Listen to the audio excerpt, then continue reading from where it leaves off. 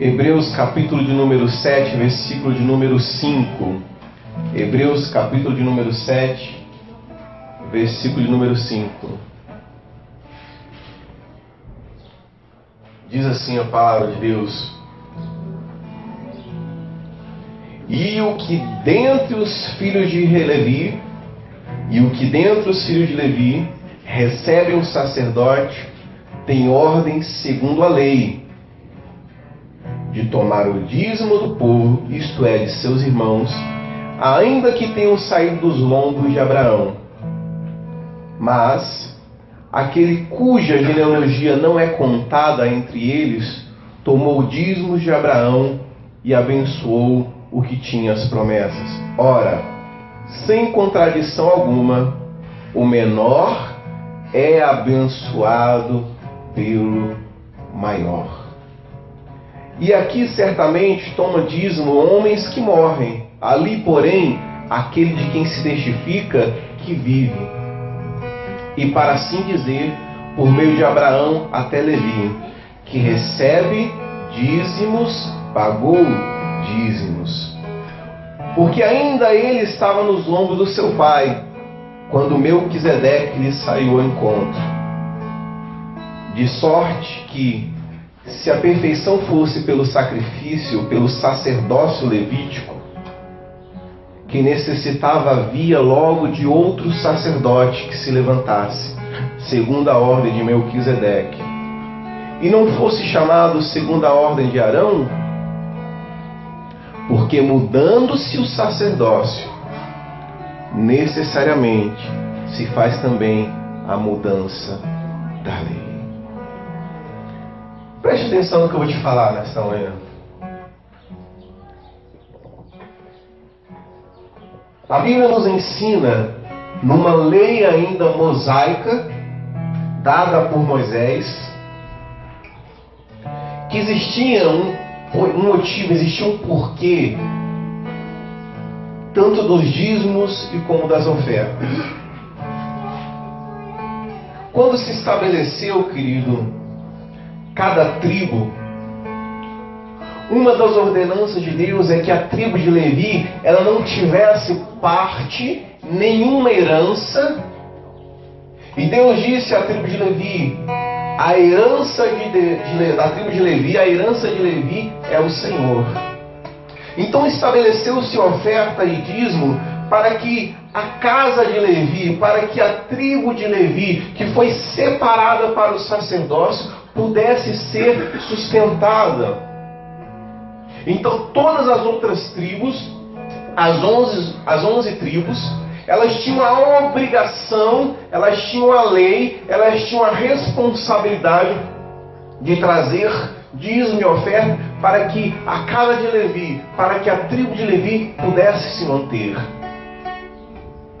Mas a Bíblia nos ensina no livro de Hebreus que mudando o sacerdócio, necessariamente se faz também necessário mudar a lei. Moisés faleceu? Sim. Foi necessário então que houvesse a mudança da lei. Então, um princípio dado por Deus nos ensina que mudando o sacerdote, morrendo o sacerdote, falecendo o sacerdote, era necessário rever, mudar a lei. Então Deus, através do seu princípio, levantou um novo sacerdote, porque era necessário uma nova lei. Olha o que diz o versículo de número 13.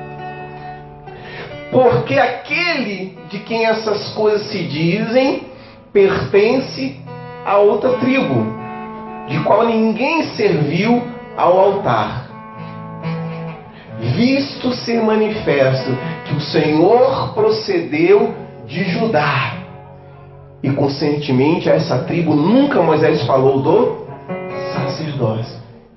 Olha o que eu vou te falar, querido, e é tremendo isso.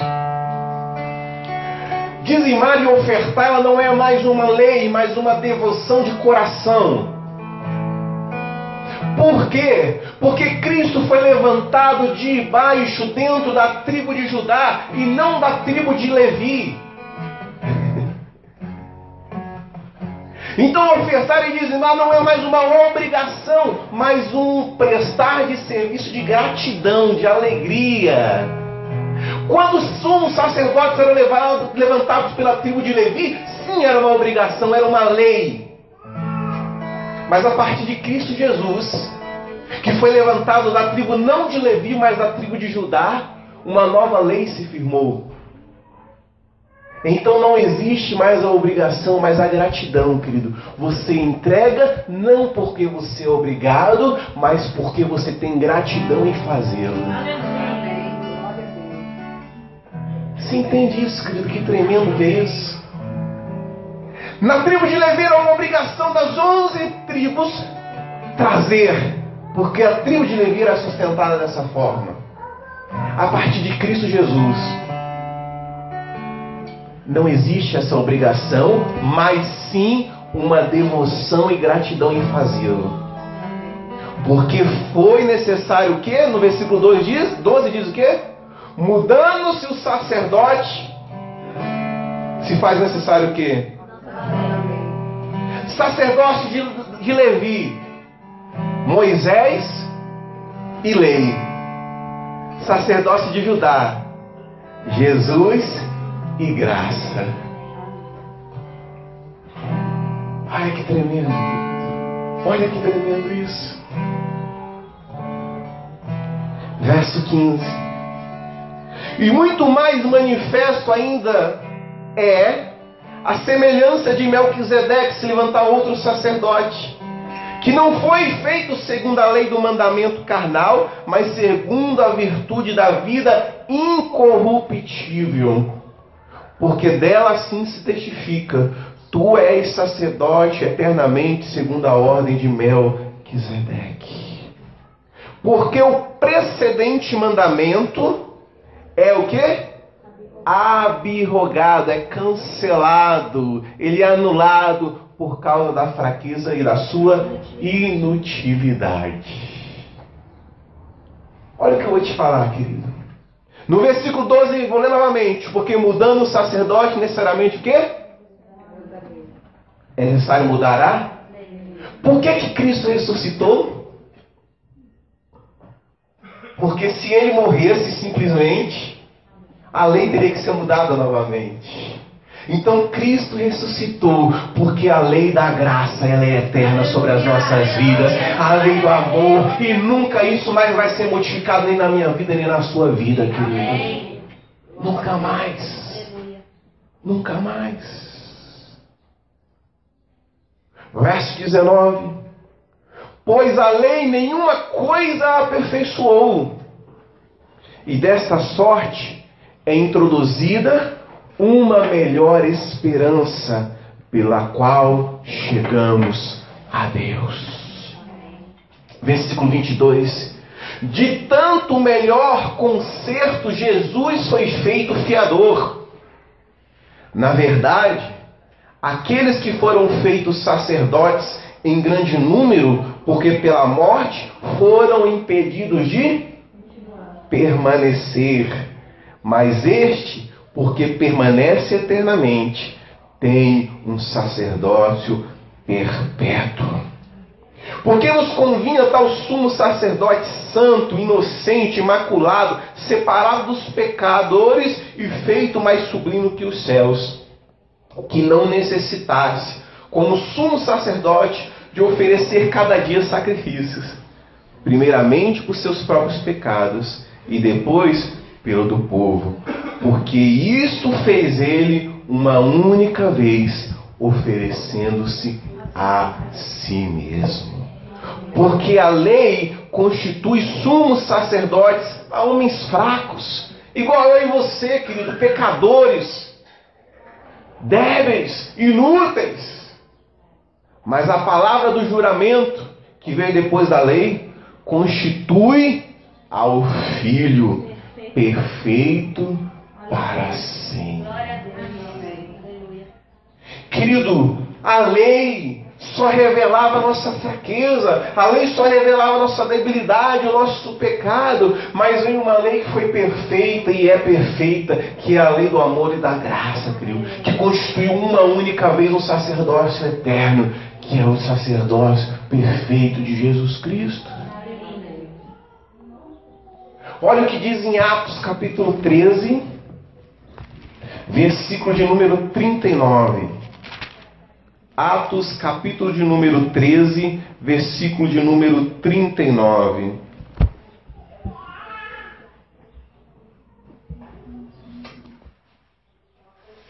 Diz assim, em Atos, capítulo 13, versículo 39. E tudo que pela lei de Moisés não pudeste ser justificados por ele, é justificado todo aquele que crê. A lei de Moisés não pode justificar homem algum, por mais que o homem tentasse cumprir cada vírgula, cada ponto da lei. Se ele pecasse, se ele falhasse em uma vírgula, ele falhava em tudo. Mas a Bíblia diz que por ele, querido, por Jesus Cristo, somos justificados todo aquele que crê. É por causa dessa infinita graça, por causa desse infinito amor. Não é porque eu e você somos bons agora, não. Continuamos sendo pecadores, continuamos sendo falhos, continuamos sendo errantes, continuamos sendo fracos. Mas a graça perfeita e o amor de Deus, hoje, querido, nos trouxe remissão perfeita, total, sobre as nossas vidas. A Bíblia diz que Ele remiu nossos pecados uma única vez. Então não importa, querido, o quão você falhou, ou quão falho você será, ou você é. E eu não estou fazendo apologia que você deve pecar, não, querido. Mas independente da tua falha e do teu pecado, o sangue de Cristo já te purificou de todos os seus erros. De todos. De todos os seus erros. Não existe pecado e falha qual Ele não já tenha morrido e salvado e, sabe, remido a mim e a sua vida. Olha o que diz no versículo de número 6 do capítulo 8 de Hebreus. Hebreus 6, ou melhor, Hebreus 8, versículo 6. Olha o que diz. Abra comigo aí. Hebreus capítulo 8, versículo de número 6.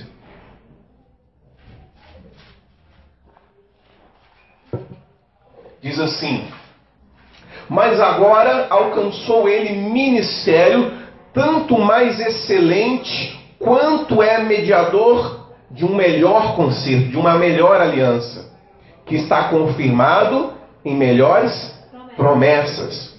Porque se aquele primeiro fora irrepreensível, nunca se teria buscado lugar para o segundo. Ou seja, se a lei mosaica tivesse sido perfeita, não precisava de uma segunda.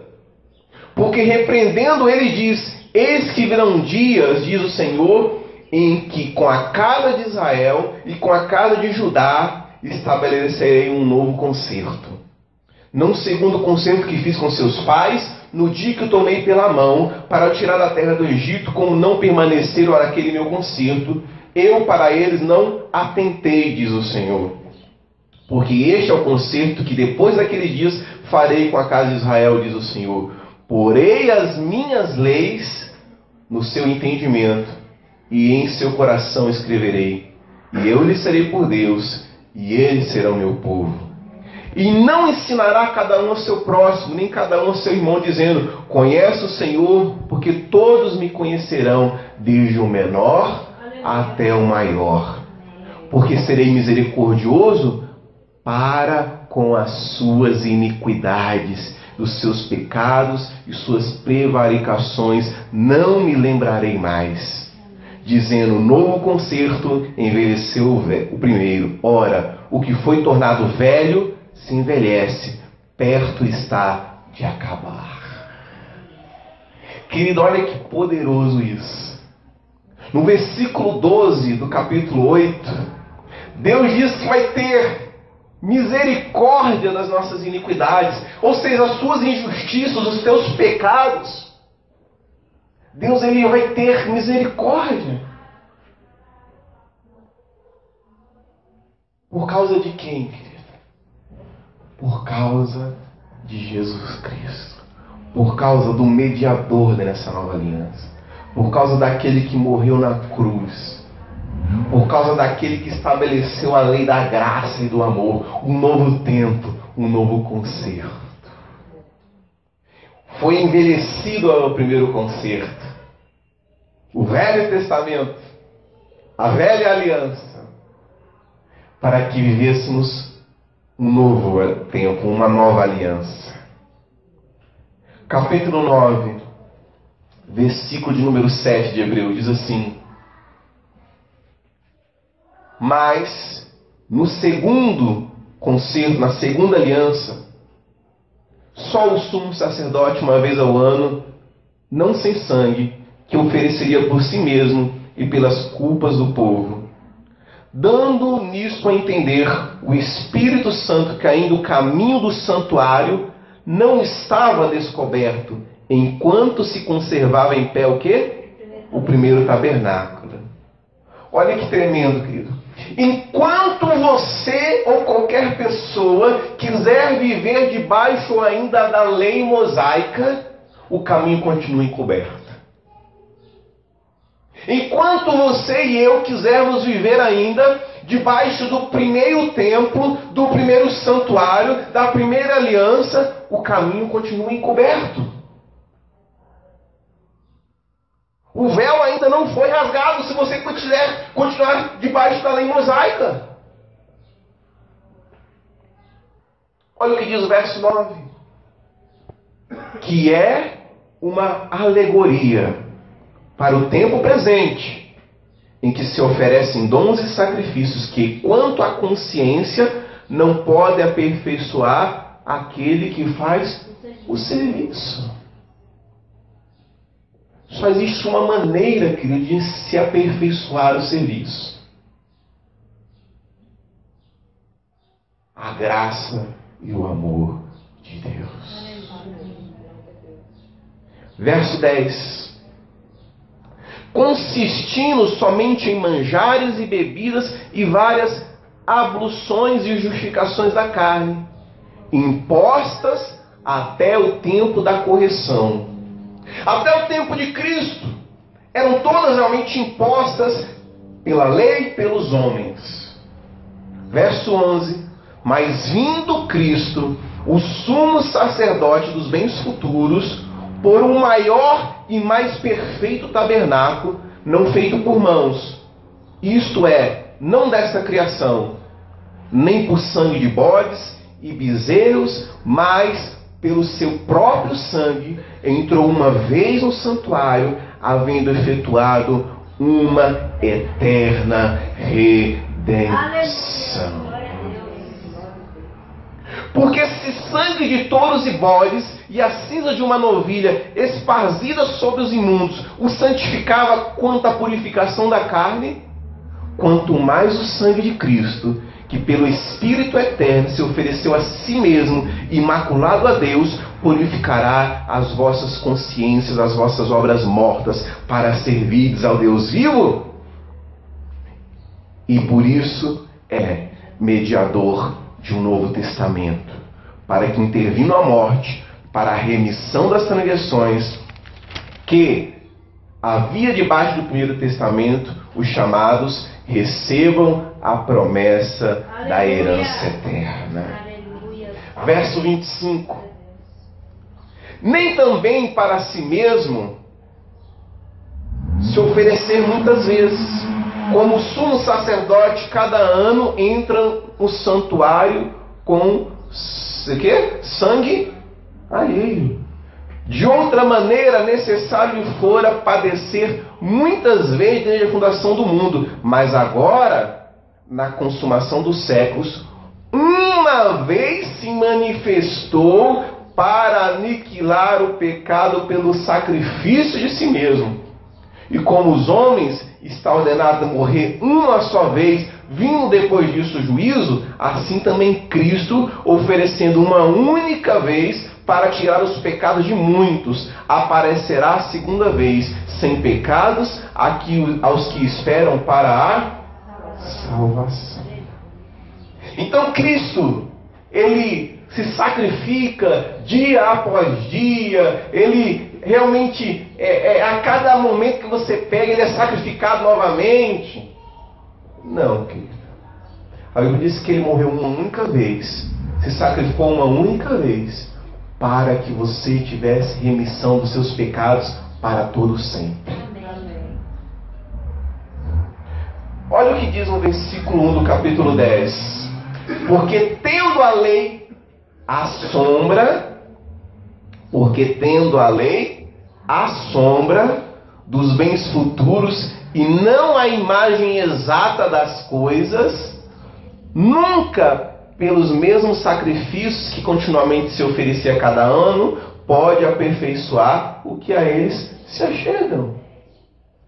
Duas coisas eu aprendo nesse versículo. Primeiro, que a lei era somente a sombra de algo que era maior, mais grandioso e perfeito, que é a graça de Deus para as nossas vidas.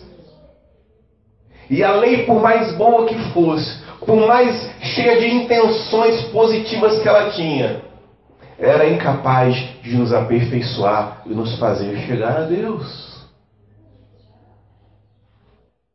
A lei traz culpa. A graça, ela produz arrependimento. Olha o que diz no verso de número 9. Então disse: eis que venho para fazer, ó Deus, a tua vontade. Tira o primeiro, para estabelecer o segundo. Querido, você não pode viver na lei e na graça. Ou você é regido pela lei, ou você é regido pela graça. Tira primeiro o velho para se estabelecer o segundo, o novo. Cristo, ele disse o seguinte: ninguém põe remendo novo em roupa velha, porque ambas rasgarão. Nem se põe um vinho novo em odre velho, porque ele se romperá. Mas põe-se vinho novo em odres novos. Eu não posso viver o tempo da graça, do amor de Deus, cheio de leis dentro do meu coração, cheio de julgamentos, punições. Não toque, não fale, não pegue, não vá. E eu volto a dizer, não estou dizendo que você deva pecar e errar. Não é isso que eu estou querendo dizer. Mas a lei me traz somente a punição. A graça me traz a consciência que ainda que eu fale, ainda que eu erre, ainda que eu caia, o sacrifício de Cristo não vai ser anulado sobre a minha vida, porque Ele morreu para me salvar e perdoar todos os meus pecados. Todos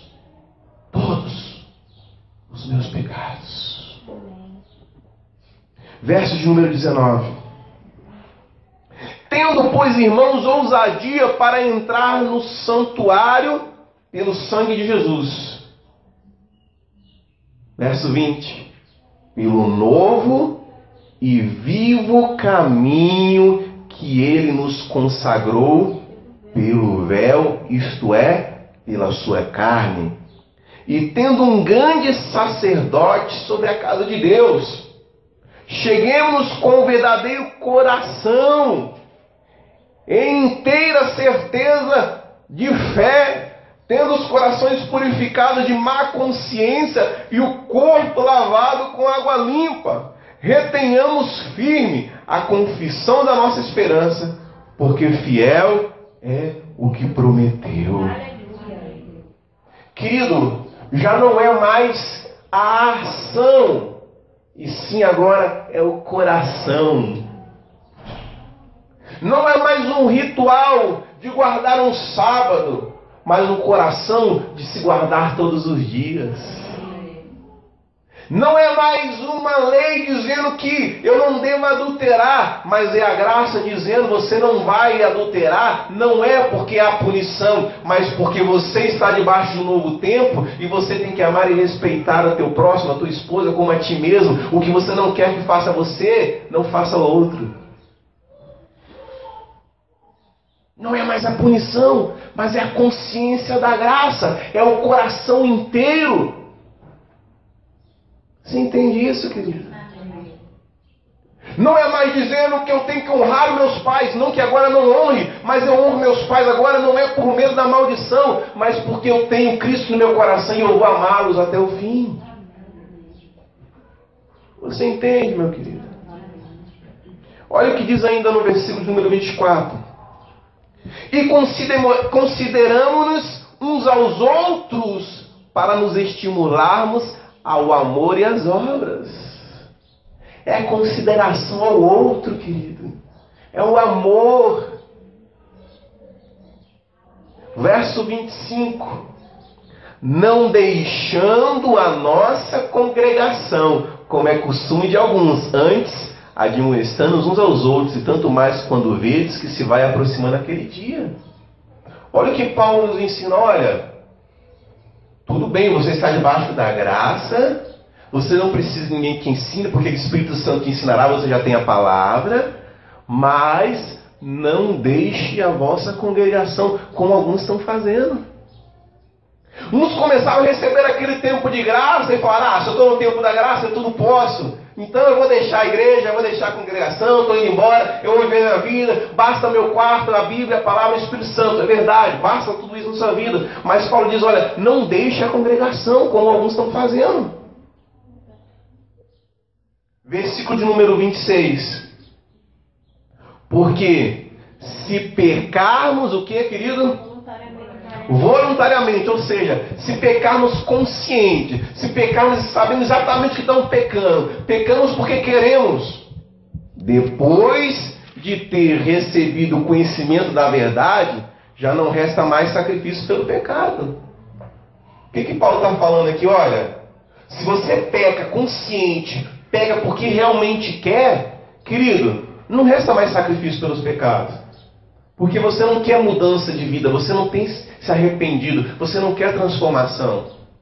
Você quer só graça, graça, graça, graça.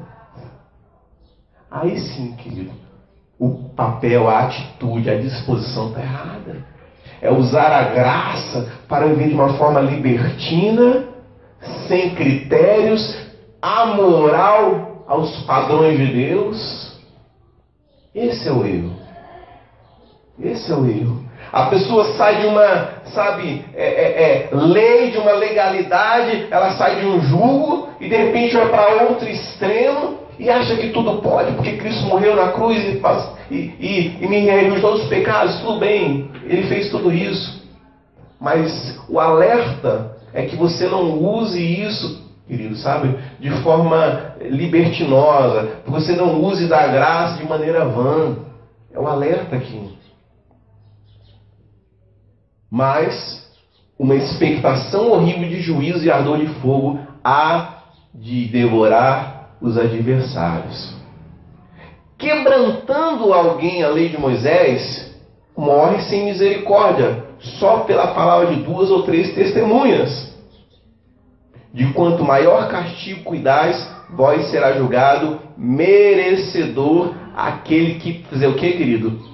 Pisar o Filho de Deus, ou seja, aquele que anular, aquele que não der bola para o sacrifício de Cristo e tiver por profano o sangue do testamento, como foi santificado, e fizer agravo ao Espírito da graça.